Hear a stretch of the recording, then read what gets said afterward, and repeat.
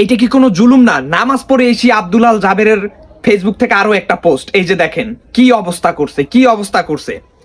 আমাদের 5 জন ভাইকে আহত করা হয়েছে, লড়াই চলবে।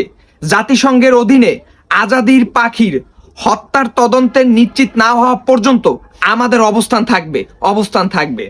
এই মানুষগুলা শান্তিপূর্ণভাবে ওইখানে আন্দোলন করতেছে। আপনারা যে শত্রু, আপনারা ফয়সালকে, আপনারা ঘাতক ফয়সালকে আপনারা নিরাপত্তা দিয়ে তাকে দেশের বাইরে পার করে দিয়েছেন। আর দেশের সাধারণ মানুষ ন্যায় বিচার চাইতেছে। দেশের সাধারণ মানুষ আপনারা যেখানে ব্যর্থ সেইখানে তারা এই তদন্তটা জাতিসংঘের আন্ডারে দিতে যাচ্ছে, আপনারা সেইখানে তাদের উপরে লাঠিচার্জ করে, তাদেরকে ধাওয়া পাল্টা দেওয়া দিয়ে, তাদের উপরে নানা ধরনের আলু পটল ঝিঙ্গা নিক্ষেপ করে এরপর তাদেরকে আহত করতেছেন। এইটি কি কাম্য?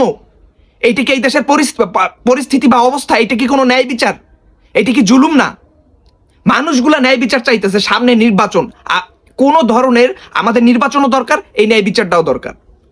তা আপনারা পারতেছেন না, আপনারা এটা জাতিসংঘের অধীনে দিবেন, কিন্তু সেইখানেও আপনারা ব্যাহত করতেছেন। কারণ কি? আপনারা কি এলিটদেরকে টিকায় রাখতে চান? আপনারা কি বাংলাদেশের রাজনৈতিক রাঘব বোয়ালদের টিকায় রাখতে চান? হ্যাঁ, মনে করছেন কি জুলুম করে আপনারা সবাই পার পেয়ে যাবেন? এই দেশে মনে করেন সমস্ত মুতালারা মনে করেন দুর্বলদের উপর আক্রমণ করবার, এইটা আমরা চেয়ে চেয়ে দেখে নিব। এখন আর এটা হবে না, এটা আমরা হতে দিব না। আপনারা অন্যায় করতেছেন, আপনারা অন্যায় করতেছেন, আপনারা অন্যায় করিয়েন না, জুলুম করিয়েন না। জুলুমকে বন্ধ করেন, ন্যায় বিচার প্রতিষ্ঠিত করেন।